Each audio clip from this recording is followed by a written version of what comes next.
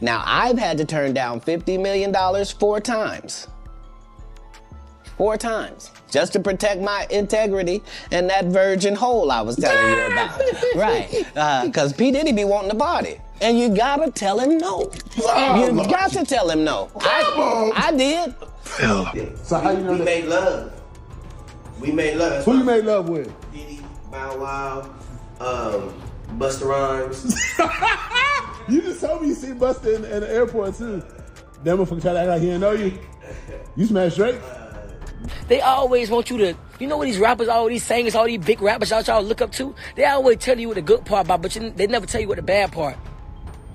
And that's crazy, man. Yeah, they got all this money, but they dealing with emo spirits. They dealing with themselves. They dealing with, man, come on, man. The Diddy saga is back, and so is one of the loudest whistleblowers in the case, Katt Williams. According to him, it was never just about wild parties or freak-offs. He claims Diddy was blackmailing people and pulling strings behind the scenes to control others or make them bow down to him, especially rising stars. 5 names came up in that list. Just to be clear, this is all based on speculation and rumors from people close to the situation.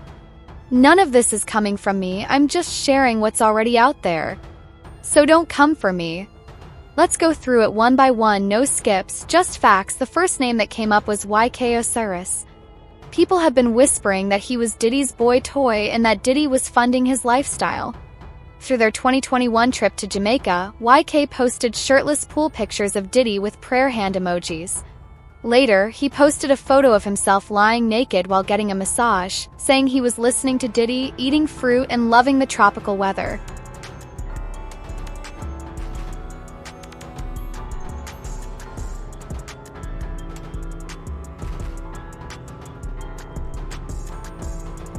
Even more telling, his Instagram was full of solo villa pictures, showing off like he was on a trip sponsored by someone else.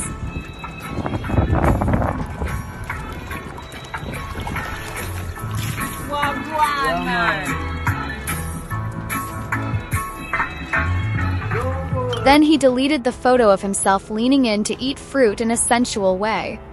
That only added fuel to the rumors. One user even commented, "That fruit pic, sometimes they get turned out so much they stop being able to hide it." Things got darker when YK announced right before the trip that he had sold all his expensive cars, Lamborghini, Rolls-Royce, and Cadillacs, claiming he was struggling financially. Yes, man, I sold my Lamborghini, I sold my Rolls-Royce, I sold my Cadillacs. Yes, sirski. Yes, sirski. Ride that thing. Hey, I'm about to beat that charge, man.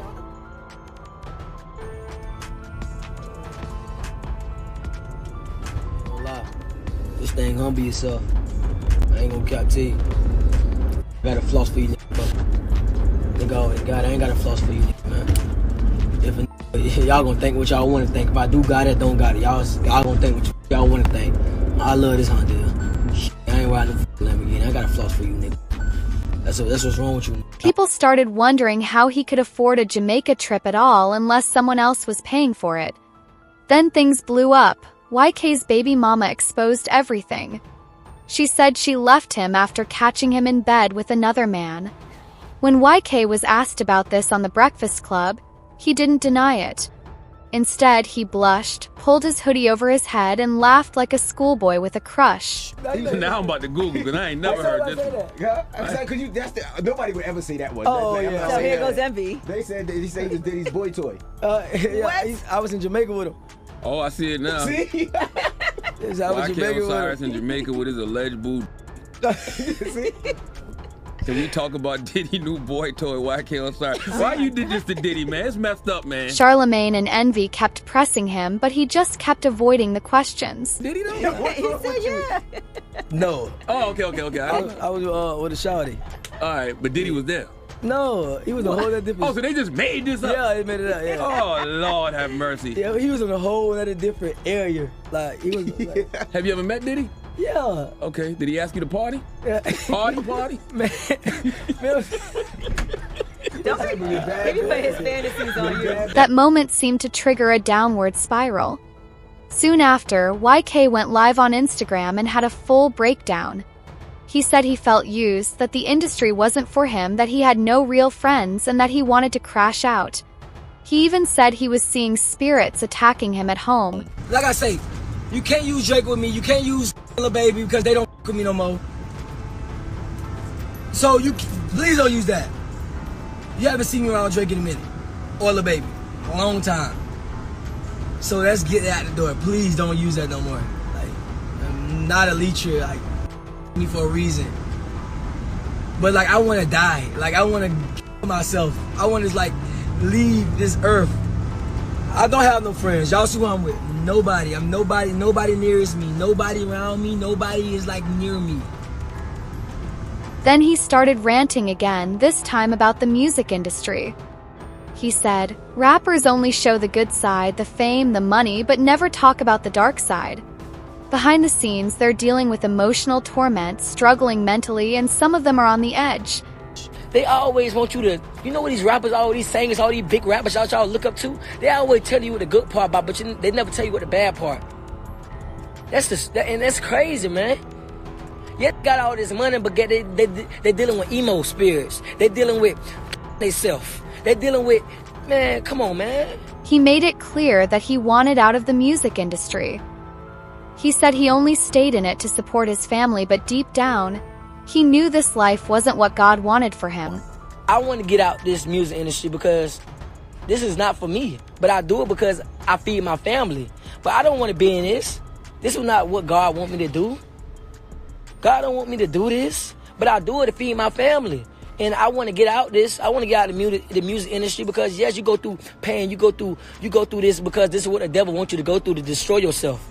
Since YK started speaking out, his career has gone downhill. No big features, no label support, the industry turned its back on him.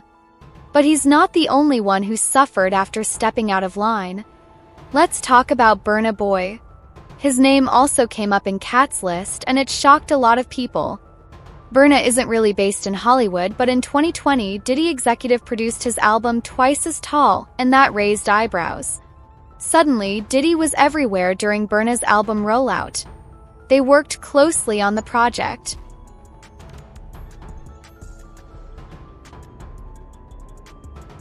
I'm gonna take y'all out to my other crib, the Creative Compounds, like a 50-minute ride. On some music, smoke, get into a vibe, relax. There's gonna be some good food. There's gonna be some good food waiting for us. There's gonna be some views we don't get to see and we don't get to call ours. It's basically saying like my heart is gone. I know I heard you on some ill shit, but that's like compact greatness. And we just did that right here. Burna explained that he wanted the album to connect Black people around the world, and he thought Diddy had the reach and influence to make it happen. First, it looked like a simple collaboration. But after all the things Diddy is being accused of, people started wondering what Burna might have had to give up to get that support. Then a photo of Diddy and Burna called Mid-Act went viral. Nobody knows if it was edited or real, but the timing seems strange. Diddy has a reputation for using power rather than just sharing it. That's what made people uneasy. Helping Burna may have benefited Diddy more than it helped Burna. And in this business, help usually comes with strings attached. That's why Burna's name raised so many red flags. Now, I explained why I didn't hang out with him, right? Because it's not your scene. It's not my style. Not your scene. I hug you from the front and the back at the same time. I got uncomfortable with him because the way he was asking to try and get me to hang out with him was like, yo, I'll take you shopping. Like, and I'm like, what you mean? Like, that's something you say to a woman you're attracted to, maybe. Right. It's just weird, bro. Like, and now you start to see a lot of the weird stuff that was there. It looks like it all lines up, don't it? It was not in the closet. It was in front of you, and you wasn't seeing it because you see the beards. You see the girls. So you didn't look at them the way it actually is to a degree. And when I say people respond, how people respond to things matter, like the internet will take to it and just go off with it. Meek responds being the uncomfortable. Something similar happened with another rapper, Meek Mill. His situation might be the most obvious out of all five. For context, 50 Cent has spoken openly about why he distanced himself from Diddy. He once described a moment that felt off and made him back away. We do this for our family, our sons, whatever they taught us in the streets. We grew up looking up to. I looked up like Puppet. I was on TV. I was so far gone. We grew up looking up to on a corner that was on a corner for 25 years. While 50 Cent was pulling away, Meek Mill was doing the opposite. He was seen wearing matching outfits with Diddy, going shopping and attending parties togetger. Yeah, you see, Meek is in the same shirt. He's out there in the same shirt. This is not Photoshop. This is really happening. I'm just saying this. No, stop. Stop it, man. You set that up. Look, you set that up. He's in the same shirt. What do you mean he's in the same shirt? Honestly, was not offended by what I was offended by. This is what I'm saying, bro. Like you go, I'm like, nah, it was odd. Like, this is some of the things that people say. Like, girls, guys may say to a girl, you know, like, let me take a shot. See? Damn. They found it that quick. What do you think's happening in the middle? I don't know what is going on. Wow, they found Kendrick and Whiteface. 50 Cent even made fun of the situation, pointing out that Meek seemed to get closer to Diddy right around the time those party invites started showing up. There's a lot of things that people do that end up sitting and they can't get over it. And they got to keep getting high, hoping to get it out of their head. You know, but when you lose your man card, that's the only thing I can think of. You lose your damn man card. What is that? What do you mean by that? You give up your ability, your right to being a man. A man don't take it, a man gives it. So when you give up that man card, you don't get that back. But this wasn't just about fashion or hanging out. People close to 50 say Meek wasn't just chilling with Diddy. He got deeply involved. That's where Terrence Howard's man card comment comes in. In an interview, Terrence said giving up your manhood for a deal or opportunity leaves a scar that never heals. Now, I've had to turn down $50 million 4 times. 4 times. Just to protect my integrity and that virgin hole I was telling you about. Right. Because P. Diddy be wanting to party. And you gotta tell him no. You got to tell him no. I did. Katt Williams said something similar. He claimed he turned down $50 million on 4 different occasions to protect his integrity. He even said that one reason was because he refused Diddy's sexual advances.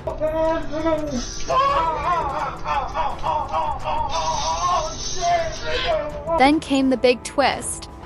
Lil Rod, who used to work closely with Diddy, filed a lawsuit. In it, he claimed Diddy was messing with and funding a Philadelphia rapper who dated Nicki Minaj and did the Super Bowl with a Vegas residency. That's Meek, no guessing. Soon after, a leaked audio clip started circulating online. The voices were allegedly Meek and Diddy caught. Like, all the champagne was spiked. Everybody was passed the fuck out. I don't drink, so I was playing that off like I don't fucking drink. I smoke.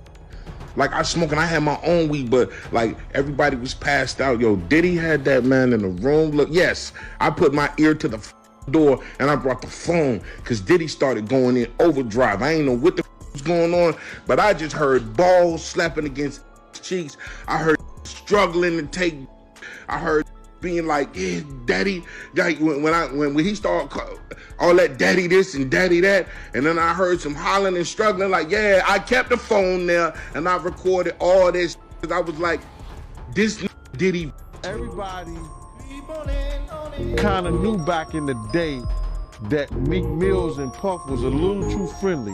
Anytime 2 rappers or 2 people in the industry come dressed up alike on more than one occasion. The bodyguard who leaked the audio said it was recorded during one of Diddy's freak-off parties. He claimed Diddy spiked everyone's drinks so they'd be too high and drunk to understand what was happening. Jaleel, you know? Right. So can you tell us like what stuff he used to do to you? Just call me names. And then give me rides on the scooter, and then take me in the Ferrari and fly me away, and then gas me up and then be like, you poor. The timing, the connections, and Meek suddenly going quiet all started to make sense. Now Meek is posting about being a king from the trenches, talking about global influence and saying people are trying to silence him. but it seems more like he's trying to protect an image rather than fight a lie. Then there's Orlando Brown. People call him unstable, but now his old rants about Hollywood don't seem so crazy. He's been talking for years about dark rooms and horrible things happening in celebrity mansions. According to people like Katt Williams and Jaguar Wright, Orlando behaves this way because of trauma from what he experienced behind the scenes. Orlando's brilliant. Right. Yeah, Y'all spent time with him. we did. He's highly intelligent. Yes. Imagine what it's been like to wear this character for this long. No, I can only... That he does is a character. Actually, the shit he does online is the best acting he does. Is he speaking truth? Of course he is. Sources close to Orlando say he might be pretending to be unstable just to stay safe. Jaguar Wright even said Orlando is playing crazy just to stay safe. If you really listen to what he says, you'll notice he's sharp. How did you feel when you saw this lawsuit that made it seem as if perhaps Diddy and Meek Mill has... I mean, to each their own, and why would they not have sex when they're gay rappers? They. Do you think Meek Mill's gay? We all know he's gay. Who's we? Rick Ross knows he's gay. I didn't know. It's news to me. Everybody, Rick Ross knows. You think Rick Ross would sign a gay rapper? And young men have left their house screaming to get away from them in their mentorship. Meek Mills, Bryshere Gray, left that house screaming. That's why one user following Orlando's interview said, "I believe he plays this crazy role so he can say what he wants and people think he joking, but in actuality he telling the truth." In one of his recent interviews, Orlando didn't just say, Diddy did him dirty. He suggested that Diddy made him sleep with multiple rappers and even named names: Busta Rhymes, Bow Wow, Usher, and Drake. So I cleaned it up. I asked her and I said, so if I didn't clean this up, you would have to clean it up. And she said, no. She started snapping at me and she'd do something at me and I do something back. Tonight we're seeing hours of new video from his July arrest that ended with his wife flagging down police and telling them the actor had assaulted her for hours inside their Goodyear home. The bizarre jailhouse interview lasting for 2 hours as they try to piece together a chaotic chain of events. Team 12's Michael Doudna brings us the late-breaking details from the celebrity's high-profile arrest right here in the Valley.